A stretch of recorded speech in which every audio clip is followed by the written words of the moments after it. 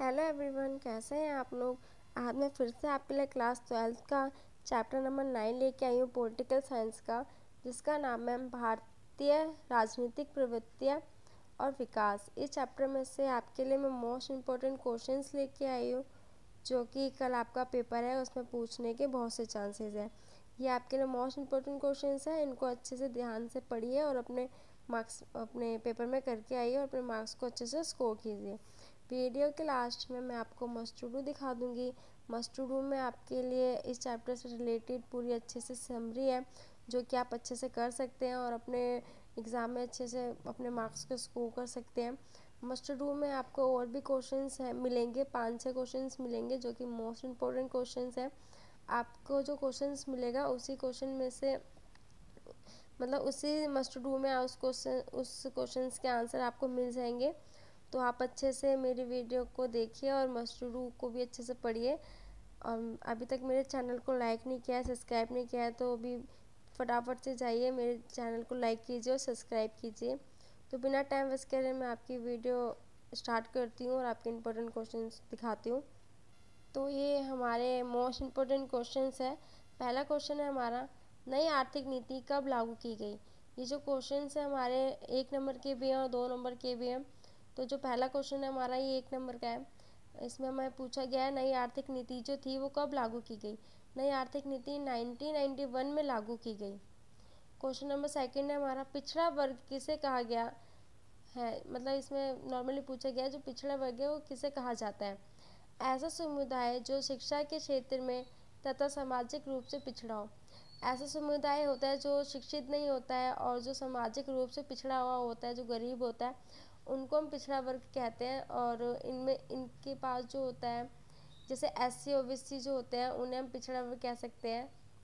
और इन्हें शिक्षा के क्षेत्र में भी वंचित करा जाता है, वंचित रखा जाता है और सामाजिक रूप से समाज में इनकी कोई इज्जत नहीं होती है, तो उन लोगों को पिछड़ा वर्ग कहा जाता है। जैसे SC हो गए, OBC हो गए, इन लोगों को हीन भावनाओं से देखा जाता है।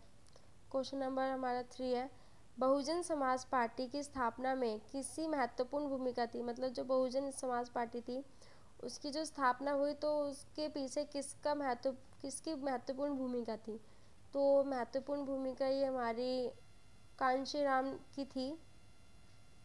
अभी हमारा क्वेश्चन नंबर 4 है, भारतीय राजनीति में कब गठबंधन सरकार को युवा केंद्र में प्रारंभ हुआ। 1989 में हुआ।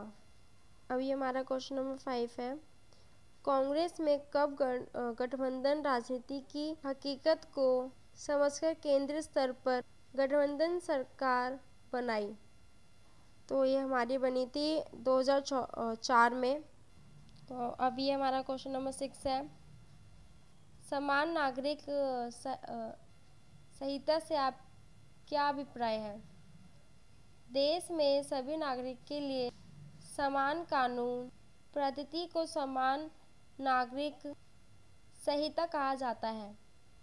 इसका मतलब ये है कि जो देश में सभी जो नागरिक होते हैं सभी के लिए एक ही कानून होते हैं। ये नहीं कि किसी के लिए अलग है तो किसी के लिए अलग है, नहीं, सभी के लिए समान कानून होता है। तो इसी को हम समान नागरिक संहिता कहते हैं, संहिता कहा जाता है इसी को। तो अब ये हमारा क्वेश्चन नंबर 7 है, गठबंधन सरकार से क्या अभिप्राय है। गठबंधन जो सरकार है वो उससे हमें क्या अभिप्राय है, हमें इसके बारे में बताना है। इसमें जब एक से अधिक राजनीतिक दल मिलकर सरकार बनाए तो इसे गठबंधन सरकार कहा जाता है। गठबंधन सरकार उसे कहते हैं जैसे कि कोई एक दल है, मतलब एक दल हो गया, 2 दल हो गए, 3 दल हो गए, तो मतलब 5-6 दल होते हैं, ये चुनाव लड़ते हैं और ये इन 5 में से कोई नहीं जीत पाता। तो इसमें क्या होता है कि अब खर्चा बचाने के लिए कि मतलब फिर से चुनाव कराएंगे, फिर से नेता चुनेंगे, तो फिर उसमें क्या होगा, खर्चा ज़्यादा होगा।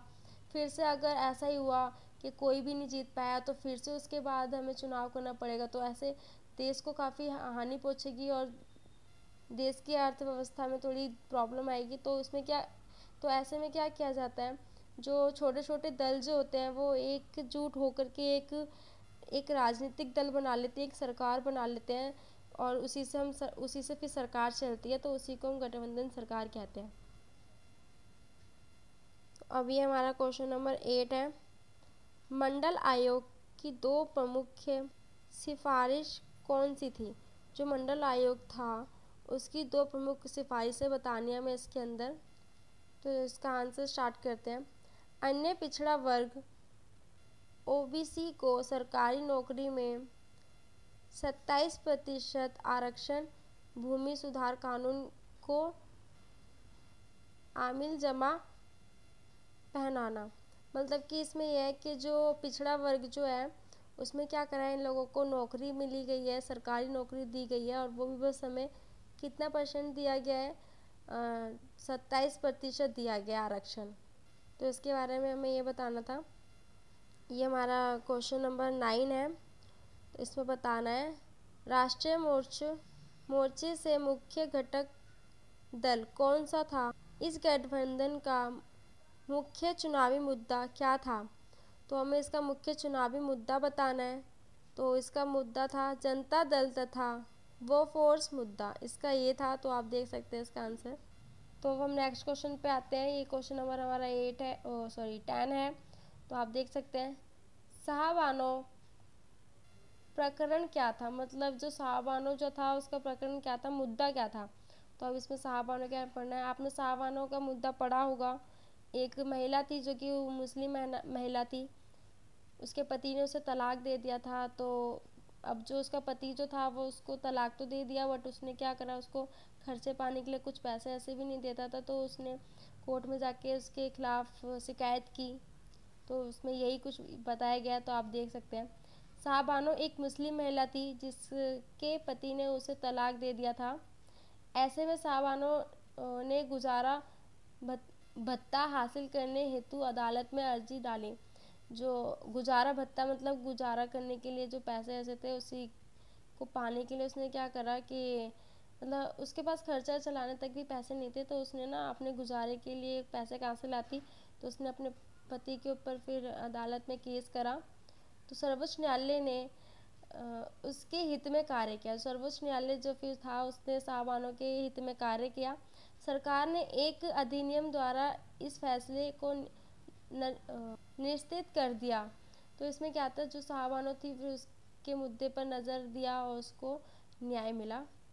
तो अब हमारा क्वेश्चन नंबर 11 आता है। बामसेफ का शब्द विस्तार एवं स्थापना वर्ष लिखिए। अभी में इसमें स्थापना वर्ष लिखना है और बामसेफ का मतलब इसका फुल नेम लिखना है। तब इसका आंसर देखिए। Full form BAMCEF backward and minority classes employees federation. तो इसकी फुल फॉर्म ये थी। अब हम इसका स्थापना वर्ष ये देख लीजिए। इसकी स्थापना वर्ष है 1978 में।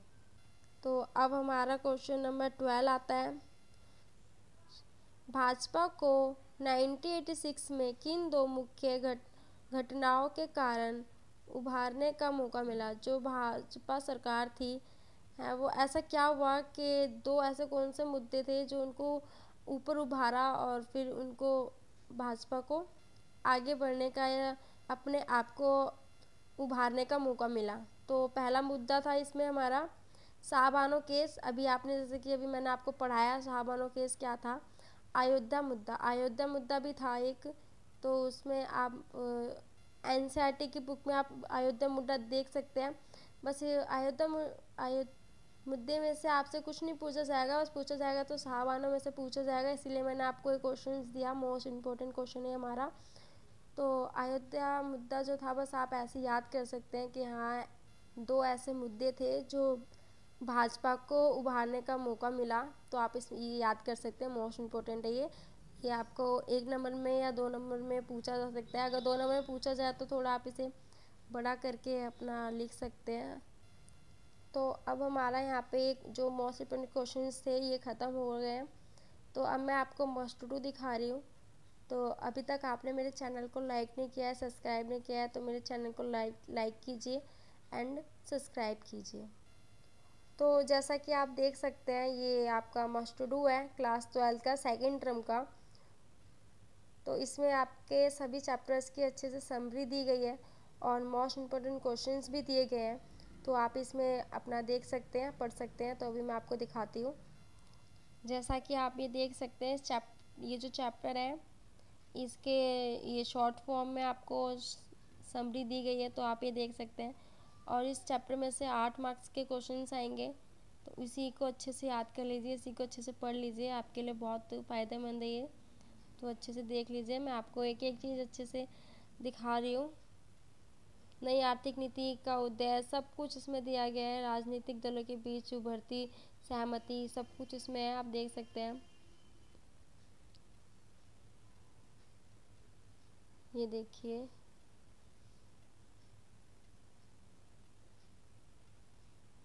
आप वीडियो को रोक करके अच्छे से इसे देख के पढ़ सकते हैं। तो ये कुछ क्वेश्चंस हैं इस मस्ट डू में से, आप इनको भी कर सकते हैं। आप जैसे कि आप देख सकते हैं हर एक क्वेश्चन के पीछे लिखा हुआ है कि ये कितने कितने मार्क्स का है। तो इसी के आंसर्स आपको इसी मस्ट डू में मिल जाएंगे, आप देख सकते हैं।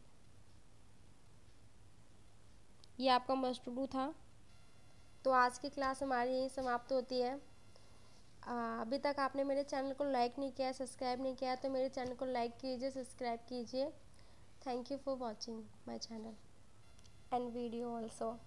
Bye bye, good bye.